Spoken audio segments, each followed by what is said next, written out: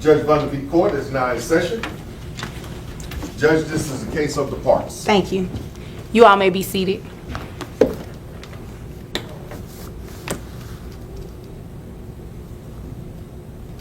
Okay, Mr. Parks, Yes, ma'am. looks like you brought this case before the court. What's going on? I just found out my wife just left her corporate job for a cashier job. I don't know why. Maybe it's because like she wants to get out of the payments of what she's doing. Payments of what? Child support, ma'am. Okay. We have a child together that we had in our marriage, and it's like, and all of a sudden I just found out just recently that she left her corporate job to take a couple of dollar paying job. How can you do this to us? How can you do Excuse this me, to us? sir, do not address her. Address me. Yes, ma'am. I do apologize. I mean, obviously she can't help your situation. Yes. That's why you're here, right? Yes, ma'am. Okay, so continue. I don't know. It's just like when I found out, it's just like I was just shocked. I didn't know like how else to express it, but we had a child together. How old is the child? This child is like 5 years old, ma'am. Is she paying anything in child Yes, ma'am. support? She's paying for the medical bills and she's paying for the support as well. Medical support, you mean? Yes, ma'am. Okay. Ma'am, Yes, ma'am. is there a reason why you're not paying to support this child? First of all, I left my corporate paying job, and after Buckle up, guys. Today's case flips the courtroom on its head. Right out the gate, Mr. Parks drops a bomb. His ex-wife walked away from a $70,000 a year corporate job to work as a convenience store clerk.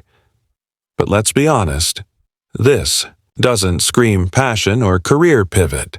It reeks of a calculated move to dodge child support.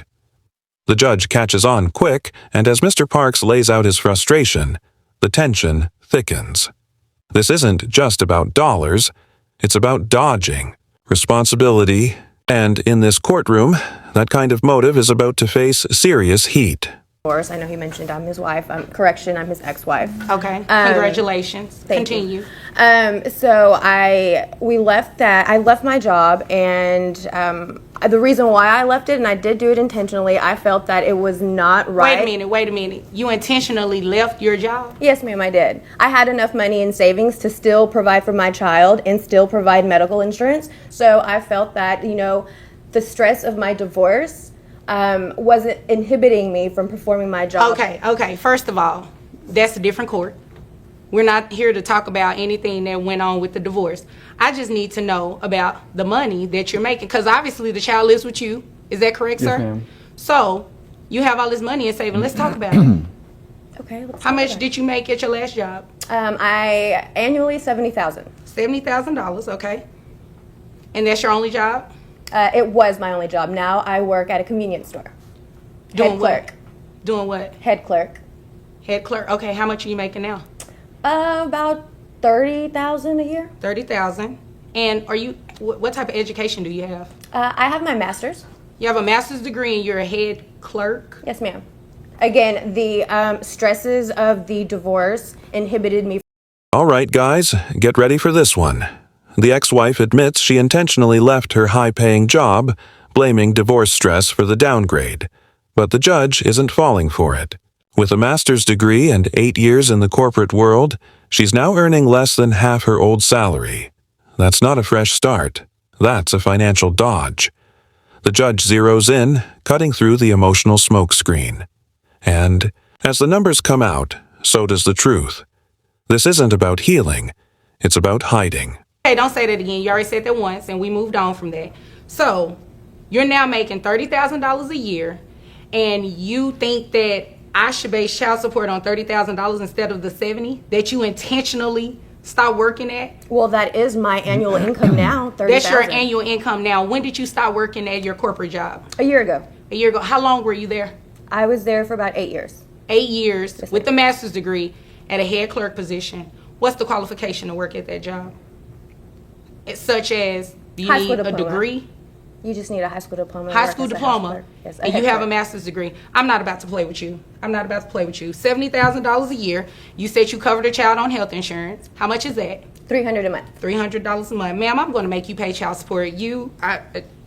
You came obviously in this courtroom to Well, waste my time. I have a question. How come I have to get a corporate job? How come he can't get a corporate job? He can get a job, but the child lives with him, right? Well, yes, and I think the reason why the child is even with him to begin with is because of, well, this is a different court. Never mind, like you said. Okay, thank you. So moving right along, $70,000 a month.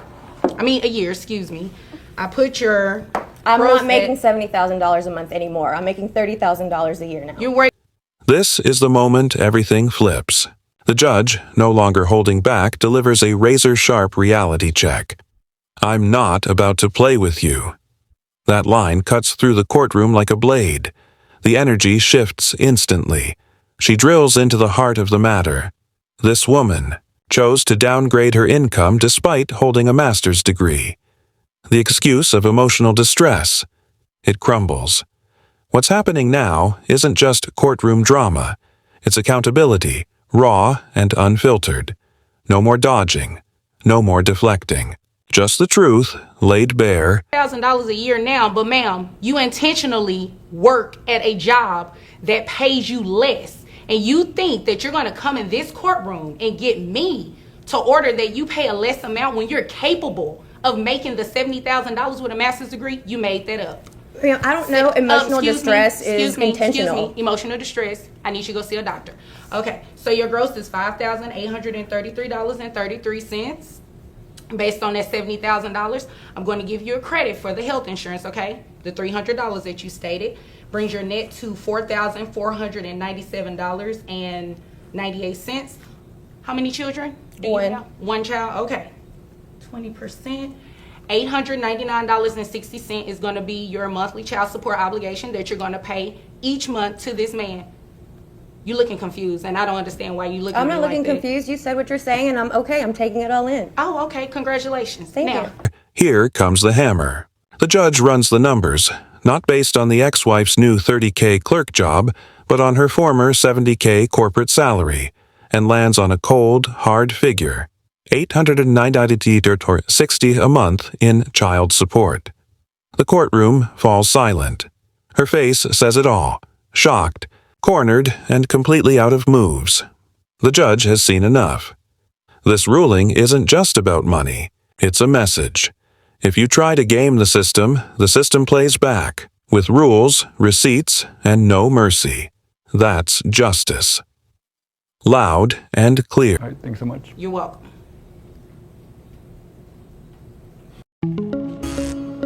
Hi guys, it's Vonda Bailey, and I'm coming to All right, this is the moment where the courtroom closes with class and just a bit of bite.